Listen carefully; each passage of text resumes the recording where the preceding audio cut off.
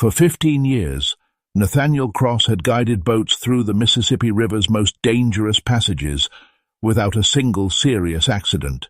Masters from 3 parishes trusted him completely, lending him out for difficult crossings that other pilots feared to attempt. But on the night of August 23, 1847, that perfect record ended when Master Edmund Beaumont's boat capsized in the middle of the river during what should have been a routine crossing. Only Nathaniel survived to explain how unexpected currents had overwhelmed the vessel, how he had tried desperately to save his master, how the Mississippi had simply taken what it wanted despite his best efforts. The story was believed because everyone knew the river could be unpredictable. What they didn't know was that Nathaniel had been planning this particular accident for 6 months, studying currents and timing until he found the perfect combination of circumstances that would make murder look like nature's cruelty. Before we carry on, please hit the subscribe button to make my day, and let me know where you are watching from in the comments. Master Edmund Beaumont had purchased Nathaniel in 1839 for the substantial sum of $1,200, an investment he considered shrewd given the pilot's reputation for navigating dangerous waters. For the first year, Beaumont had treated his new acquisition with something approaching respect, understanding that Nathaniel's skills generated significant income through fees charged to other plantation owners who needed safe river passage. But as Beaumont's gambling debts mounted and his temperament soured, that respect transformed into resentment. He began to view Nathaniel's expertise as a personal affront, a reminder that an enslaved man possessed abilities Beaumont himself could never master. The cruelty started small, withheld food after long river trips, verbal abuse that escalated when Beaumont drank, which was increasingly often. By 1847, it had progressed to beatings that left Nathaniel unable to work for days, followed by rage when those injuries meant lost income. The final breaking point came in July when Beaumont, drunk and furious over a bad hand of cards, had threatened to sell Nathaniel's wife Sarah to a sugar plantation in the Deep South, where life expectancy rarely exceeded 5 years. The year was 1847, and the Beaumont plantation occupied 200 acres of prime Louisiana bottomland along the Mississippi River's western bank, about 40 miles north of New Orleans. The property had been in the Beaumont family for 2 generations, though Edmund was proving far less capable than his father at maintaining either the land's productivity or the family's reputation. The main house stood on a slight rise that provided protection from spring floods, its white columns showing signs of neglect that reflected the owner's deteriorating fortunes. 37 enslaved people worked the property, growing cotton and sugarcane in fields that stretched back from the river toward cypress swamps that marked the plantation's boundaries. Nathaniel Cross had been born 30 years earlier on a different plantation further downriver, his first breath drawn within sight and sound of the Mississippi that would define his entire life. His mother, Rebecca, had worked in the boatyards where plantation owners maintained the vessels they used for transporting crops and traveling between properties. She had died when Nathaniel was 9, but not before teaching him to swim in currents that most people feared to enter. Those early lessons had been driven by practical necessity rather than recreation. Black children who lived near the river needed to know how to survive in water, needed to understand that the Mississippi could be both provider and killer depending on how you approached it. By the time Nathaniel reached 12, he was working full-time in the boatyards, learning to build and repair the flat-bottomed vessels that navigated the river's shallow sections and the deeper-hulled boats designed for main channel crossings. The white boat builders recognized his natural aptitude for understanding how water moved and how boats responded to currents, and they began allowing him to take small vessels out for test runs after repairs. Those short trips expanded gradually as Nathaniel's skills became obvious to everyone who watched him work. He could read the river's surface in ways that seemed almost supernatural to people who didn't understand that water telegraphed its movements constantly to those who knew what signs to watch for. The Mississippi in the 1830s and 1840s was simultaneously highway and hazard for the plantation economy that dominated Louisiana. Steamboats had revolutionized river travel, but they couldn't reach many of the smaller landings and tributaries where plantations shipped their crops. Smaller boats piloted by men who knew local conditions remained essential for plantation operations, and skilled pilots commanded respect regardless of their enslaved status, because the alternative to using their expertise was risking valuable cargo and potentially valuable lives in waters that killed careless navigators regularly. Nathaniel's first master, a man named Thomas Whitfield, had recognized the young pilot's exceptional abilities and had rented his services to neighboring plantations at rates that generated more income than the cotton fields Whitfield owned. For nearly 8 years, Nathaniel navigated boats up and down a 50-mile stretch of the Mississippi, learning every sandbar's location, memorizing how different water levels exposed or concealed hazards, understanding which seemingly calm surfaces hid deadly undertows. He developed a reputation for being able to make crossings in conditions that other pilots refused to attempt, though this reputation came from knowledge rather than recklessness. Nathaniel never took unnecessary risks with boats or cargo because his own life depended on maintaining his value as a pilot. When Thomas Whitfield died in 1838, his estate was divided among 3 children who immediately began liquidating assets to claim their inheritances. Nathaniel was sold at auction in New Orleans to the highest bidder, which turned out to be Edmund Beaumont, a man 15 years younger than the pilot he was purchasing.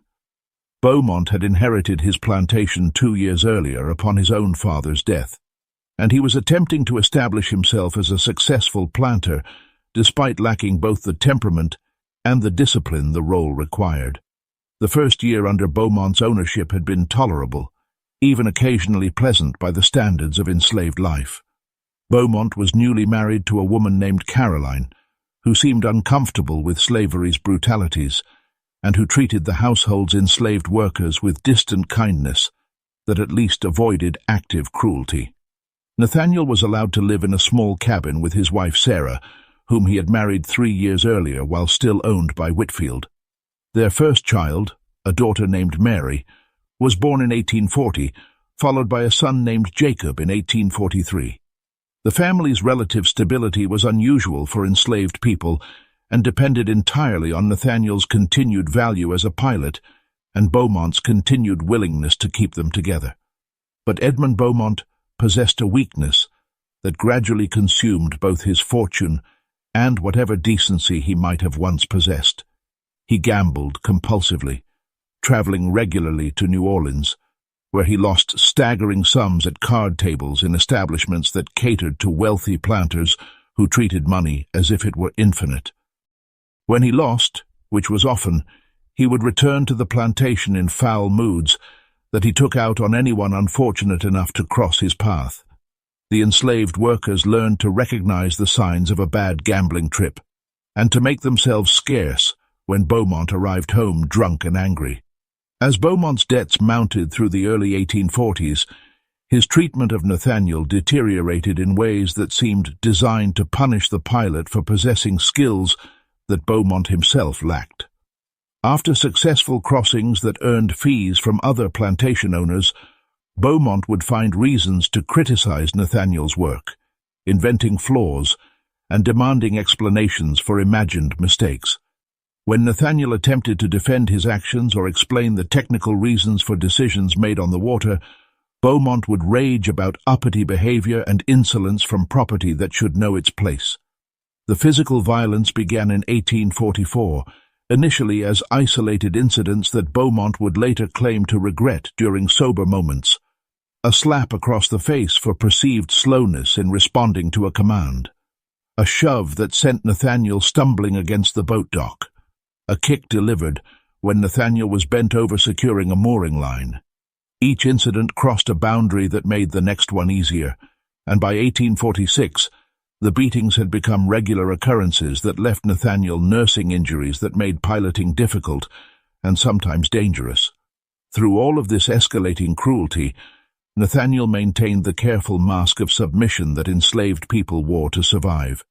He kept his eyes downcast when Beaumont addressed him, responded to verbal abuse with quiet acknowledgement, and absorbed physical violence without the resistance that would have justified even worse treatment. But beneath that mask, Nathaniel's mind worked constantly, observing and calculating, storing information about Beaumont's patterns and vulnerabilities. He noticed that Beaumont's worst rages followed gambling losses, which meant they could be predicted based on how long he spent in New Orleans and what mood he displayed upon return. He observed that Beaumont drank more heavily when alone than when his wife Caroline was present, creating windows of vulnerability when judgment was impaired. Most importantly, Nathaniel paid attention to how Beaumont made decisions about river crossings, noting that the master's impatience increased proportionally with how much he wanted to reach his destination, making him willing to override safety concerns that would normally constrain his choices. The other enslaved people on Beaumont Plantation understood that Nathaniel occupied a unique position within their community. His skills as a pilot gave him mobility that field workers never experienced, allowing him to travel regularly and interact with enslaved people from other properties. This mobility made him valuable not just to Beaumont, but also to the informal networks through which enslaved people shared information across vast distances. When Nathaniel piloted a boat to New Orleans, he could carry messages from people desperate to learn the fate of family members sold away.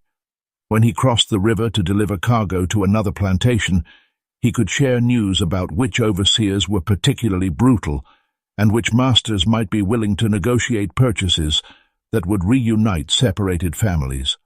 Sarah, Nathaniel's wife, worked as a seamstress in the Beaumont household, mending clothes and creating the garments that Caroline Beaumont wore to social functions. She was a small woman with quick hands and a sharp mind that had learned early how to navigate the treacherous social dynamics of serving a mistress whose moods could shift rapidly. Sarah and Nathaniel had known each other since childhood, having grown up on neighboring plantations before Thomas Whitfield purchased Nathaniel and brought him to a property near where Sarah worked. Their marriage in 1837 had been one of the rare occasions when enslaved people were allowed something approaching joy, a brief ceremony conducted by an elderly man who served as unofficial preacher in the quarters, followed by a small celebration that lasted until the overseer ordered everyone back to work. Their children represented both profound love and constant terror. Mary, now 7 years old, helped her mother with simple sewing tasks and was beginning to show the same quick intelligence that characterized both her parents. Jacob, 4 years old, spent his days playing near the cabins, while older children watched over the youngest ones whose parents worked in the fields or the house. Every day that the family remained together felt like a gift that could be revoked without warning or explanation.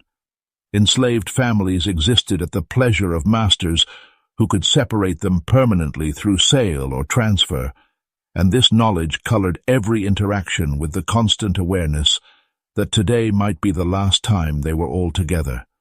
The threat that finally pushed Nathaniel past endurance arrived on a stifling July evening in 1847. Beaumont had returned from New Orleans in the foulest mood Nathaniel had witnessed in 8 years of enslavement. The plantation's workers learned later that he had lost nearly $3,000 over 2 days of gambling, a catastrophic sum that effectively bankrupted him given existing debts that already strained the property's finances. Beaumont had spent the boat ride home drinking steadily from a bottle of whiskey, his mood darkening with each mile of river that passed. When they reached the plantation dock, Beaumont had stumbled off the boat without a word and headed directly toward the main house. Nathaniel secured the vessel and began the evening routine of checking for damage and preparing for the next day's work. He was coiling a rope when he heard Sarah's voice calling his name with an urgency that sent ice through his chest.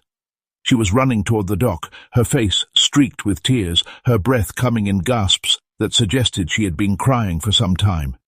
"He's going to sell me," Sarah managed to say when she reached Nathaniel, the words tumbling out between sobs. "Master Beaumont told Mistress Caroline this afternoon. He needs money to pay his debts, and he's going to sell me to a sugar plantation down in Lafourche Parish. The buyer is coming next week to take me away." She collapsed against Nathaniel's chest, her body shaking with the force of her weeping. Nathaniel held his wife while his mind raced through the implications of what she had just told him. Lafourche Parish was deep in Louisiana's sugar country, where plantations worked enslaved people to death in conditions that made cotton farming seem almost merciful by comparison. The grinding season for sugarcane lasted months, with workers laboring around the clock in temperatures that exceeded anything found in cotton fields. Life expectancy for enslaved people sold to sugar plantations was measured in years rather than decades, and the separation from family was typically permanent because the distances involved made any future reunion nearly impossible.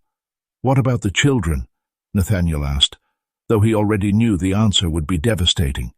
Sarah's tears intensified as she shook her head against his chest. "He's keeping them here. Says they're too young to be worth transporting, that he'll get better value selling them separately when they're older." The cruelty was almost incomprehensible.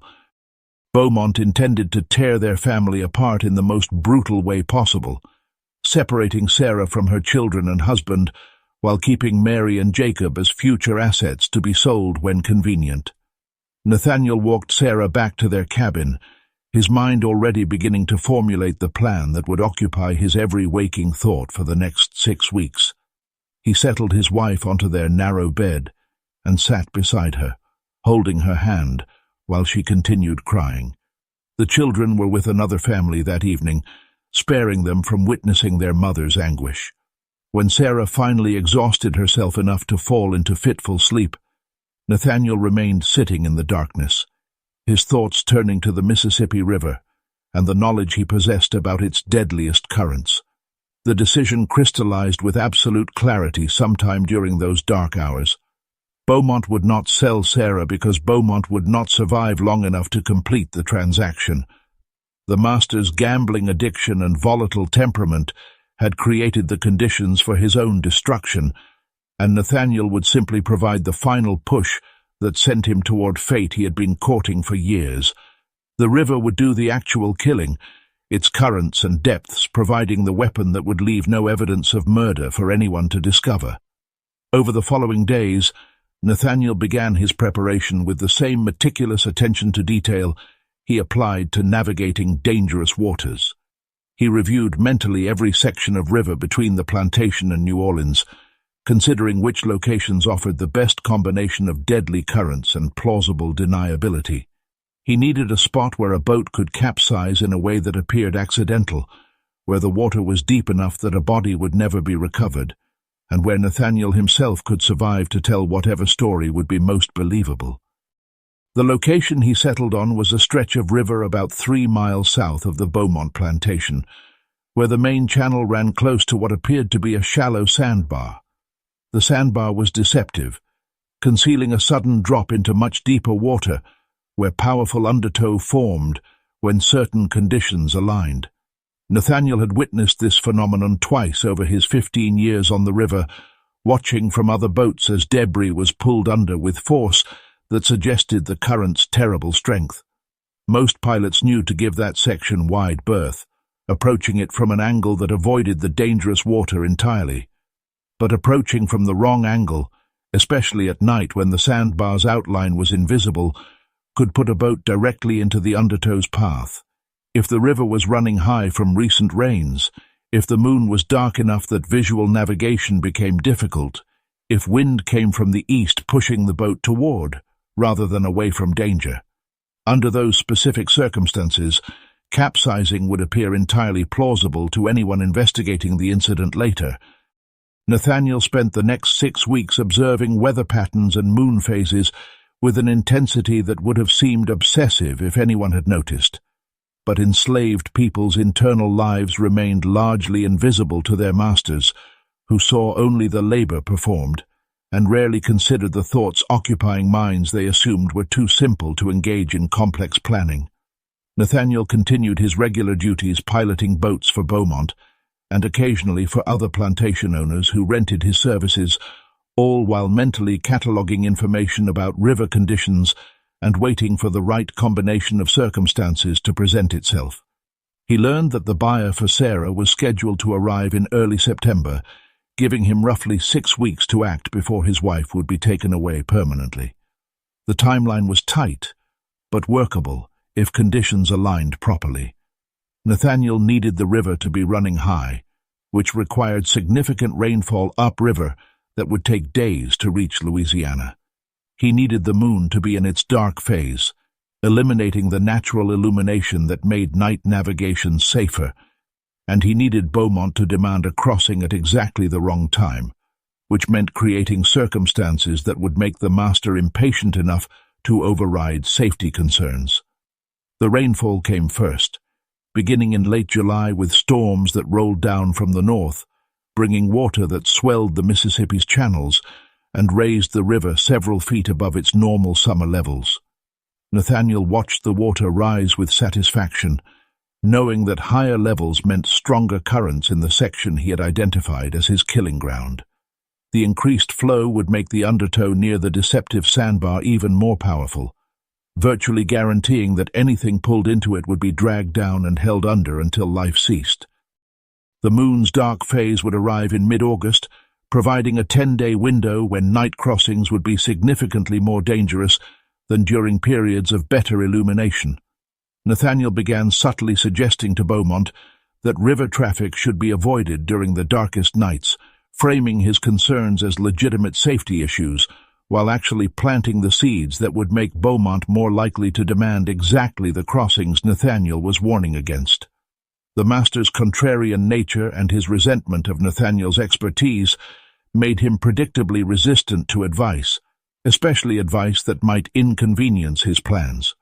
The final piece fell into place in the 3rd week of August, when Nathaniel overheard Beaumont telling another plantation owner about a high-stakes card game scheduled for August 23rd at a gambling house across the river in a settlement called Riverside Landing. The game would begin at midnight, attracting wealthy planters who enjoyed the theatrics of late-night gambling as much as they enjoyed the cards themselves. Beaumont was excited about the game in ways that suggested he saw it as an opportunity to recoup his recent catastrophic losses, though his excitement ignored the obvious reality that his gambling problem made further losses far more likely than any dramatic recovery. August 23rd would fall during the moon's darkest phase. The river was still running high from the July rains, and Beaumont would be motivated to make an evening crossing regardless of conditions, because missing the midnight game would mean losing the opportunity to gamble. The circumstances were aligning exactly as Nathaniel had hoped, creating a scenario where he could suggest that crossing was inadvisable while knowing that Beaumont's impatience and stubbornness would lead him to demand it anyway. In the days leading up to August 23rd, Nathaniel made his final preparations with careful attention to details that might later be scrutinized. He ensured that the boat they would use was in good condition, eliminating any possibility that equipment failure could be blamed for the incident. He mentioned to several other enslaved workers that Master Beaumont seemed determined to attend a card game despite dangerous river conditions, creating witnesses who would later confirm that Nathaniel had expressed concerns about the crossing. And he spent extra time with Sarah and the children, memorizing their faces and voices in case something went wrong with his plan, and he never saw them again. Sarah knew something had changed in her husband. Though she couldn't identify exactly what felt different, Nathaniel had become quieter than usual, more contemplative, spending long hours staring at the river as if reading messages in its currents. When she asked if something was troubling him beyond the obvious crisis of her impending sail, he simply held her close and told her to trust that he would find a way to keep their family together. The promise felt both reassuring and ominous in ways Sarah couldn't articulate, but she chose to believe in the strength and intelligence that had helped Nathaniel survive 30 years in a system designed to destroy people like them. August 23rd arrived with weather that seemed designed specifically for Nathaniel's purposes. Clouds moved in during the afternoon, thick enough to obscure what little moonlight the dark phase would have provided, but not so heavy that they threatened the kind of storm that might force even Beaumont to postpone his gambling plans. The air felt heavy with moisture, making breathing difficult and coating everything with a film of dampness that never quite became rain. Wind came from the east, blowing steadily across the river in exactly the direction that would push a boat toward the dangerous section Nathaniel had identified. Beaumont spent the afternoon drinking and preparing for his evening of cards, his mood oscillating between excited anticipation and irritable impatience. He had dressed in his finest clothes despite the humidity, wearing a suit that had cost more than most enslaved people would earn in a lifetime if they had been paid for their labor. Around 6 o'clock, as sunset approached, he summoned Nathaniel to the main house and announced his intention to cross the river by 8 o'clock, giving himself plenty of time to reach the gambling house before midnight. Nathaniel responded exactly as he had planned, expressing concern about the river conditions and suggesting that crossing might be safer if delayed until morning.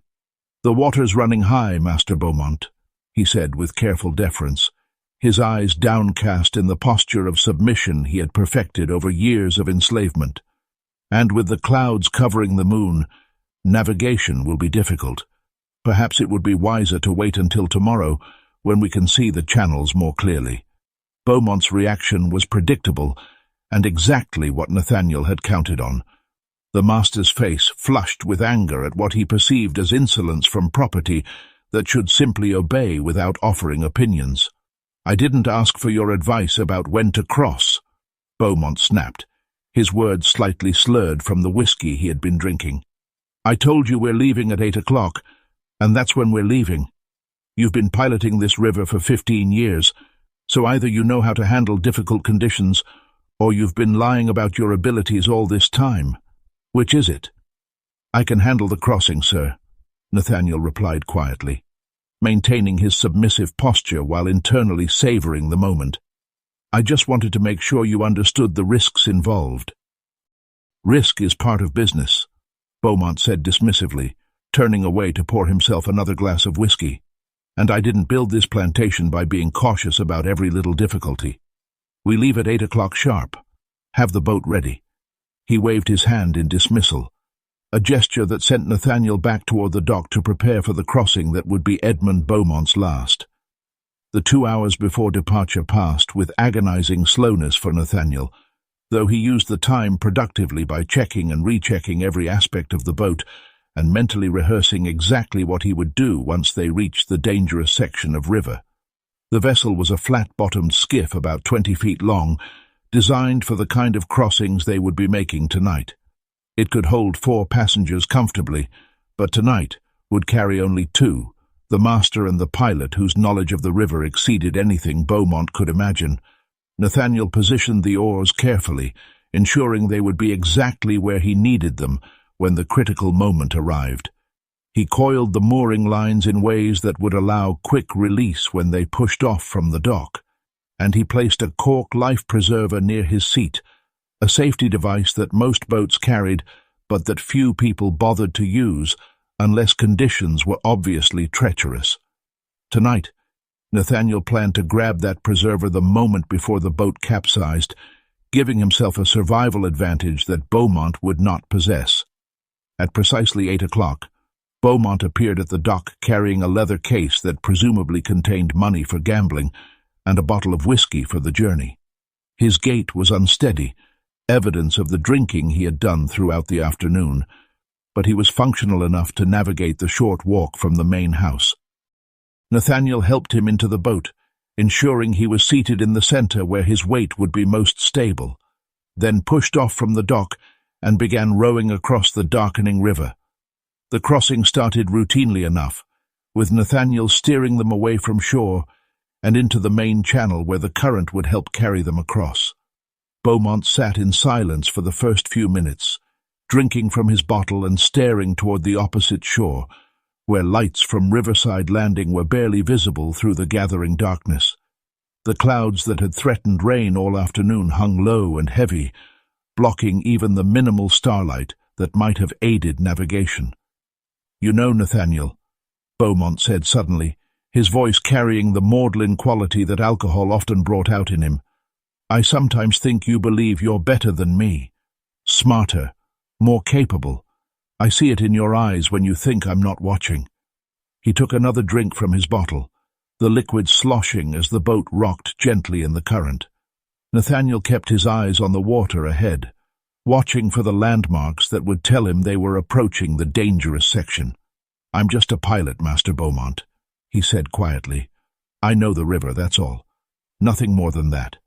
"That's not all," Beaumont continued, his words beginning to slur more noticeably. "You know things I don't know, and it makes you think you're superior. But you're still property, still something I own, just like I own that boat we're sitting in, or the shirt on your back. Don't ever forget that." The bitterness in his voice revealed depths of resentment that had been building for years, fueled by the growing recognition that he was failing at nearly everything, while the man he enslaved excelled at the skills that should have been Beaumont's to command. "I won't forget, sir," Nathaniel replied, allowing himself a small internal smile at the irony. In less than 15 minutes, Beaumont's ownership of anything would cease to matter permanently. They were approaching the section of river where the deceptive sandbar concealed the deadly undertow, and Nathaniel began making subtle adjustments to their course that would position them exactly where he needed them to be. The river's surface gave no obvious indication of the danger lurking below. The water looked calm, almost peaceful in the gathering darkness, moving with the steady flow that characterized this section during normal conditions. But Nathaniel knew what lay beneath that deceptive surface, a powerful current running deep and fast, pulling toward the channel's center with force that could drag a man down and hold him until his lungs filled with muddy water. "We're making good time," Beaumont observed, apparently satisfied with their progress. "Should be at Riverside Landing within the hour. Plenty of time to get to the gambling house and take some money from those fools who think they can play cards." His confidence about the evening ahead was touching in its delusion, given his consistent history of losing rather than winning at the tables. Nathaniel made his final adjustment to their course, angling the boat slightly toward the hidden danger, while making the movement appear natural and unremarkable. They were perhaps 30 feet from the point where the undertow began, close enough now that turning away would seem suspicious if Beaumont were sober enough to notice. The wind from the east was pushing them exactly where Nathaniel wanted them to go, nature itself conspiring to make this appear like an accident, rather than the calculated murder it actually was. "Master Beaumont," Nathaniel said suddenly, injecting urgency into his voice, "I think we're too close to the sandbar. I need to adjust our—" He deliberately cut off his own sentence as the boat lurched sideways, caught by the edge of the current he had been steering them toward for the past several minutes. The vessel tilted at an angle that sent Beaumont sliding across his seat, his whiskey bottle falling from his hand and rolling across the deck. "What's happening?"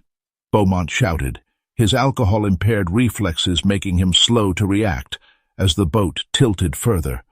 Nathaniel made a show of struggling with the oars, appearing to fight against the current while actually doing nothing to prevent what came next. The undertow grabbed the boat's hull with invisible force, pulling them sideways into water that suddenly felt alive with hostile intent. The capsizing happened quickly, almost faster than conscious thought could follow. One moment they were in a boat that was tilting dangerously. The next moment they were in the water as the vessel rolled completely over and dumped both men into the Mississippi's cold embrace. Nathaniel had grabbed the cork life-preserver in the instant before they went under, clutching it against his chest as the current pulled him down into darkness that was absolute and terrifying despite his careful planning. The undertow's power exceeded even Nathaniel's expectations, dragging him deeper than he had anticipated and holding him under longer than his lungs wanted to tolerate. He fought against the instinct to panic, forcing himself to remain calm and trust the life-preserver to eventually pull him back toward the surface. The current tumbled him like a leaf caught in wind, disorienting him completely until he lost all sense of which direction was up. Just when his lungs began screaming for air with such intensity that inhaling water seemed preferable to the burning agony, the current released its grip, and the life-preserver's buoyancy pulled him upward. Nathaniel broke the surface, gasping and choking, his eyes stinging from river silt, his ears filled with the sound of his own desperate breathing. He treaded water while gripping the preserver, allowing his vision to clear enough to assess his surroundings in the darkness. The overturned boat was visible perhaps 20 feet away, its pale underside catching what little ambient light filtered through the clouds. But there was no sign of Edmund Beaumont, no splashing or shouting that would indicate the master had survived the initial capsizing and made it back to the surface. Nathaniel knew with cold certainty that Beaumont was still down there in the undertow, his body being pulled deeper into the channel where the current would hold him until his lungs gave up their fight for air that would never come. Nathaniel made a show of looking around frantically, calling Beaumont's name several times, as if desperately searching for his master in the darkness. The performance was unnecessary since no one was present to witness it, but Nathaniel had learned long ago that maintaining consistent behavior, even when unobserved, helped prevent the small inconsistencies that might later arouse suspicion.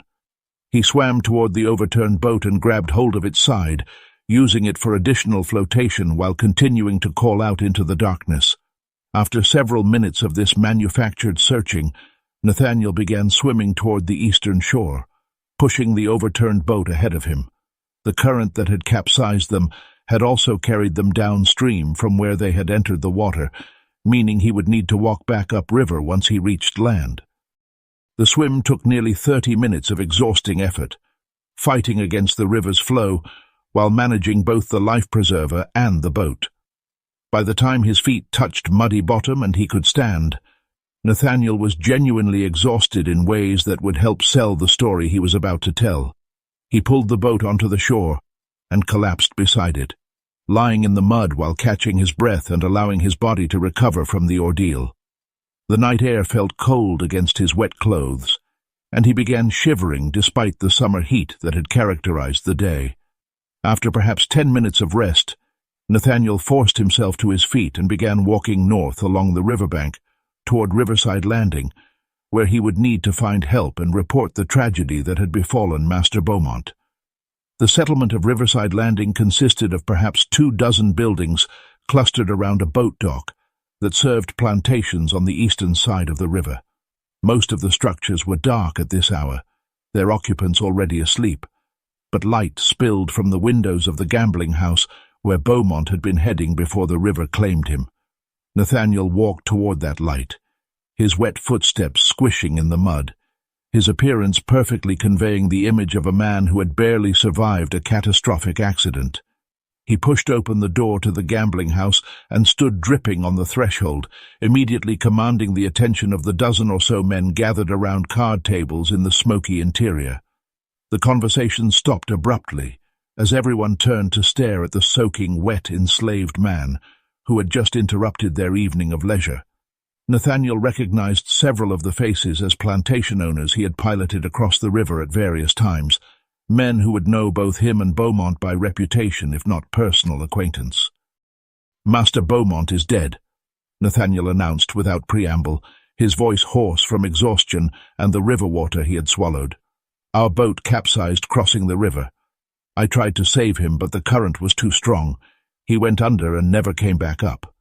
The simple declarative statements carried more impact than any elaborate explanation would have achieved, and the room erupted into shocked exclamations and questions that overlapped each other in a cascade of noise.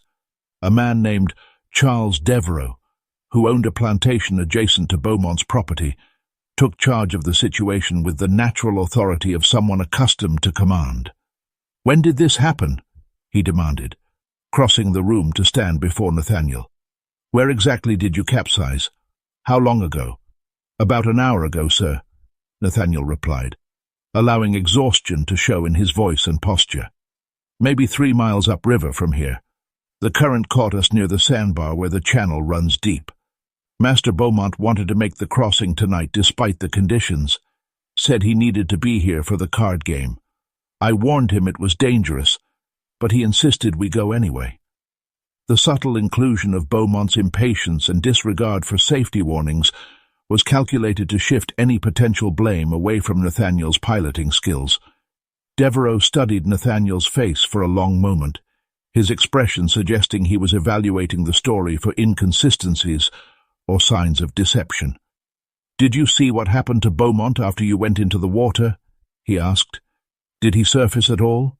"I don't know, sir," Nathaniel said, shaking his head. "The current pulled me under so deep I lost all sense of direction. By the time I made it back to the surface with the life preserver, I couldn't see Master Beaumont anywhere. I called for him, searched as best I could in the darkness, but there was no response. The current in that section is powerful enough to hold a man down until—" He trailed off, leaving the obvious conclusion unspoken. The other men in the room exchanged glances that communicated shared understanding of the river's deadly nature. Every plantation owner who lived along the Mississippi knew stories of men who had drowned in its currents and whose bodies had never been recovered. The river was deep enough and powerful enough to keep its secrets permanently, making Nathaniel's account entirely plausible to people familiar with its dangers. "We'll need to organize a search," Devereaux announced, though his tone suggested he held little hope of finding anything. "Get some boats with lanterns and work our way upriver to where the capsizing occurred. Though if the current took him like you described, Nathaniel, we're probably searching for a body that's already miles downstream." He turned to address the other men in the room. "Who's willing to help with the search?" Several men volunteered immediately, motivated partly by genuine desire to help, and partly by the social obligation to assist a fellow plantation owner even in death. Within 20 minutes, a small flotilla of boats equipped with lanterns was moving upriver, their lights reflecting off the water's dark surface as they searched for any sign of Edmund Beaumont. Nathaniel went with them, riding in Devereaux's boat and pointing out the approximate location where the capsizing had occurred. The search continued through the night and resumed again at dawn, with additional volunteers joining as news of Beaumont's drowning spread through the neighboring plantations. They dragged sections of the river bottom with hooks and nets, sent divers down in the shallower areas, and posted watchers downstream who would report if a body surfaced and was carried past their positions. But the Mississippi kept its secret jealously, yielding nothing despite the intensive efforts to locate Beaumont's remains. By the third day of searching, even the most optimistic volunteers had accepted that Edmund Beaumont's body would not be found. The river had claimed him completely, as it had claimed countless others over the decades, and the Mississippi would not give up its prize regardless of how many boats dragged its bottom or how many prayers were offered for his soul. Charles Devereaux officially called off the organized search effort, though he promised to keep watchers posted downstream for several more weeks in case the body eventually surfaced and floated past their positions. The investigation into Beaumont's death was perfunctory, consisting primarily of questions directed at Nathaniel about the circumstances leading to the capsizing. He told his story consistently each time he was asked, emphasizing Beaumont's insistence on crossing despite dangerous conditions, describing the unexpected power of the current that had overwhelmed the boat, expressing what appeared to be genuine remorse about his inability to save his master's life. Several of the other enslaved workers from Beaumont Plantation were questioned and confirmed that Nathaniel had indeed expressed concerns about river conditions on the day of the tragedy, and that Master Beaumont had been drinking heavily before demanding the crossing. The consensus that emerged from these inquiries was that Beaumont had died through a combination of bad judgment, bad luck, and the Mississippi River's unpredictable nature. No one seriously considered the possibility that Nathaniel might have deliberately steered them into danger, because such calculated planning seemed beyond what enslaved people were believed capable of achieving. The racism that dehumanized black people and assumed their intellectual inferiority became Nathaniel's protection, creating a blind spot that prevented white investigators from recognizing the truth hiding in plain sight. Caroline Beaumont, now a widow at 26, found herself in a difficult position as the plantation's debts became fully apparent in the weeks following her husband's death. The property was leveraged to creditors who began circling immediately, demanding payment or seizure of assets that could be sold to satisfy outstanding obligations. The prospect of selling enslaved workers to generate cash became not just possible but necessary, and Caroline began the grim process of determining which people would be sold and which might be kept if she could negotiate manageable payment terms with the most aggressive creditors. Nathaniel approached Caroline 1 week after Beaumont's death, requesting a private conversation in the plantation office where business matters were typically discussed. She agreed, perhaps curious about what the pilot who had survived her husband's drowning might want to say. They met on a humid afternoon, with Caroline seated behind the large desk that had been her husband's, and Nathaniel standing respectfully before her in the posture of submission that was expected from enslaved people addressing white owners. "Mrs. Beaumont," Nathaniel began, choosing his words with the careful precision he had been planning since before her husband died. "I know you're facing difficult decisions about the plantation's future. I wanted to speak with you about my wife Sarah and our children before you finalize any plans for selling people to pay the debts." He paused, allowing her to process his request and prepare for what would come next. Caroline nodded slowly, her expression suggesting she had been dreading this conversation. "I know Edmund planned to sell Sarah," she said quietly. "I argued against it, but he insisted it was necessary. Now I find myself in an even worse financial position than he was, with creditors demanding immediate payment for debts I didn't even know existed until after his death." Her voice carried genuine distress that Nathaniel judged to be sincere rather than performative. "I have a proposal that might help both of us," Nathaniel said, moving into the negotiation he had been preparing for days. "I know that several plantation owners have expressed interest in purchasing my services as a pilot. I've heard Charles Devereux mention it specifically, and I know others who would pay substantial sums for exclusive access to my knowledge of the river. If you were to sell me rather than Sarah, you could command a higher price because of my skills. And if you were to sell me to someone who would agree to purchase Sarah and our children as well, you could resolve multiple debts while keeping a family together." The proposal was calculated to appeal to both Caroline's financial interests and whatever moral discomfort she might feel about separating families. Caroline considered this suggestion for a long moment, her fingers drumming on the desk's surface as she worked through the financial mathematics involved. "You're right that you would bring a higher price than Sarah," she admitted. "Devereux has mentioned his interest in acquiring you, and he has the resources to make a substantial offer. But why would he agree to purchase your entire family rather than just you? The children are too young to be worth much, and Sarah's skills as a seamstress, while valuable, aren't unique." "Because I would pilot better for someone who treated my family well," Nathaniel replied, the statement carefully balanced between suggestion and subtle threat. "Masters who keep families together get more loyal service from their workers. Mr. Devereux is smart enough to understand that investment in my family's stability would be repaid through the quality of my work for him." He let the implication hang in the air without making it too explicit that his cooperation and excellence as a pilot might be less reliable if his family was torn apart. The negotiation continued over several more conversations during the following week, with Caroline eventually approaching Charles Devereux about purchasing Nathaniel and his family as a complete unit. Devereux, who had been genuinely impressed by how Nathaniel had handled himself during and after the river tragedy, agreed to the arrangement after some haggling over price. He paid $1,800 for Nathaniel, $300 for Sarah, and $100 each for the 2 children, a total of $2,300 that represented a significant portion of what Caroline needed to satisfy her most pressing creditors. The sale was finalized in early September, just days before the original buyer for Sarah had been scheduled to arrive. Nathaniel, Sarah, Mary, and Jacob moved to the Devereux plantation, where conditions proved notably better than what they had endured under Edmund Beaumont's increasingly erratic ownership.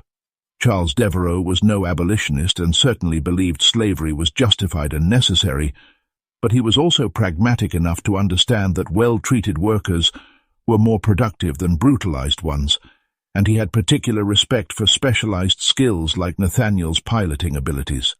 Over the following months, The story of Edmund Beaumont's drowning became one of many tragic tales that circulated among the Mississippi River communities. The incident was remembered as an example of the dangers faced by those who used the river for transportation and commerce, a cautionary story about the importance of respecting the water's power and not allowing impatience to override sound judgment about safety. Nathaniel's role in the events was that of a skilled pilot who had done everything possible to prevent tragedy, but had been overruled by a master whose bad decisions had cost him his life. But among the enslaved workers who labored on plantations along the river, a different version of the story began circulating through the invisible networks that connected black communities across vast distances. Whispered conversations in quarters after white overseers had retired for the night told of a pilot who had used his knowledge to eliminate a cruel master, who had made the river itself into a weapon that left no evidence of murder. The details varied with each retelling, with some versions claiming that Nathaniel had called upon African spirits to drag Beaumont under the water, while others insisted he had made deals with river demons in exchange for protection during the capsizing. The truth, as Nathaniel understood it, was simultaneously simpler and more complex than any legend could capture. He had not used magic or made supernatural deals.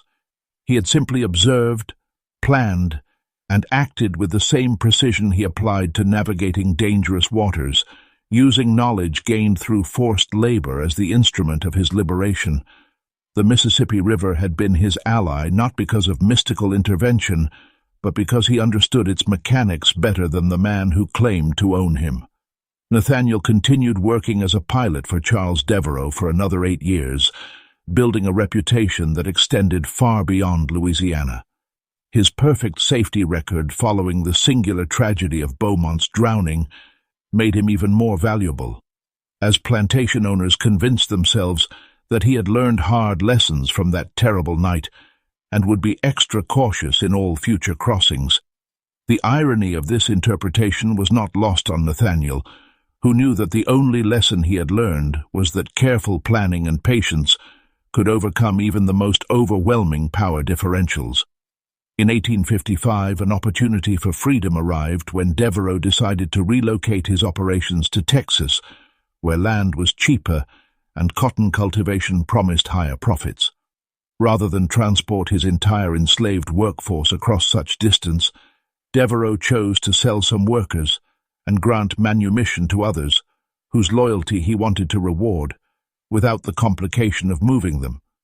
Nathaniel, Sarah, and their children, now including 2 additional sons born during the Devereux years, were among those granted freedom papers, a gesture Devereux presented as generosity, but which Nathaniel understood as pragmatic recognition that a free black pilot working under contract might serve his interests better than an enslaved one who might flee once transported far from familiar territory.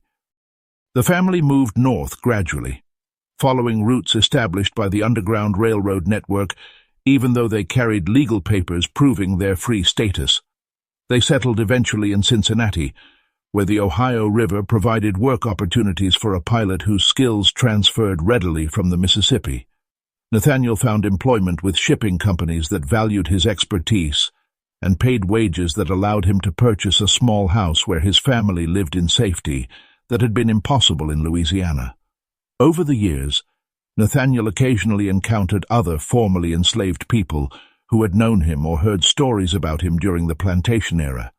Some would ask directly whether the legends about Edmund Beaumont's drowning were true, whether Nathaniel had really murdered his master using the river as weapon. He never confirmed or denied these stories, responding instead with enigmatic statements about how the Mississippi kept its secrets and how some questions were better left unasked.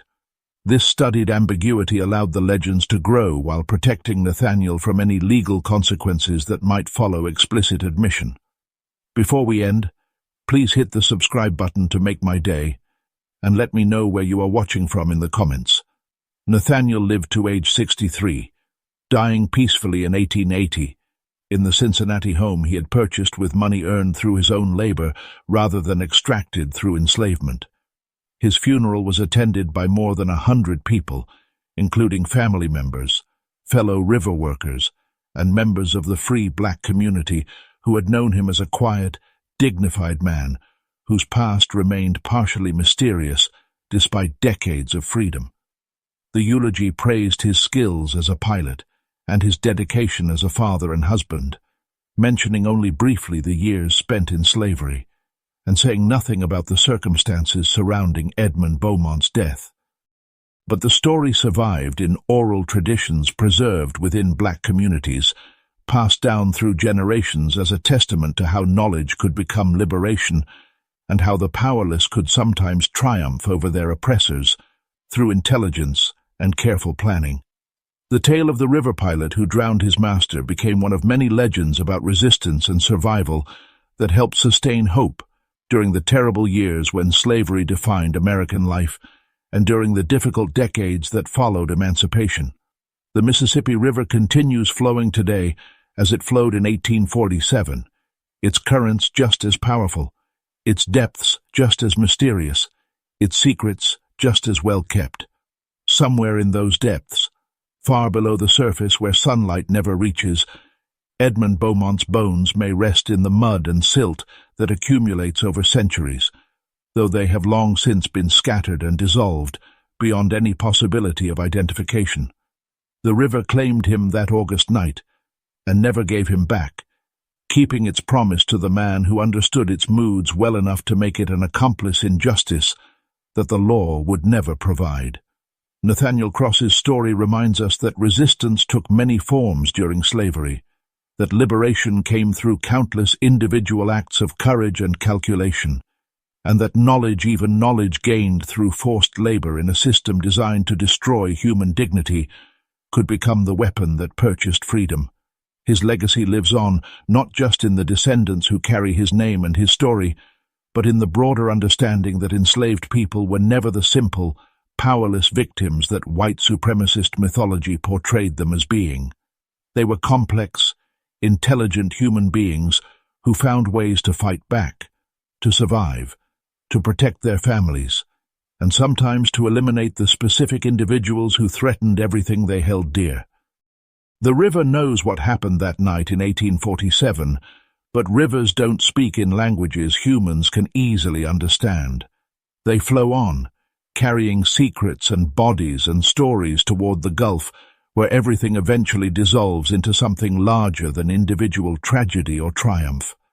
And somewhere in that eternal flow, in currents that run deep beneath surfaces that appear calm, the truth about Nathaniel Cross and Edmund Beaumont remains preserved forever in water that forgets nothing but reveals only what it chooses.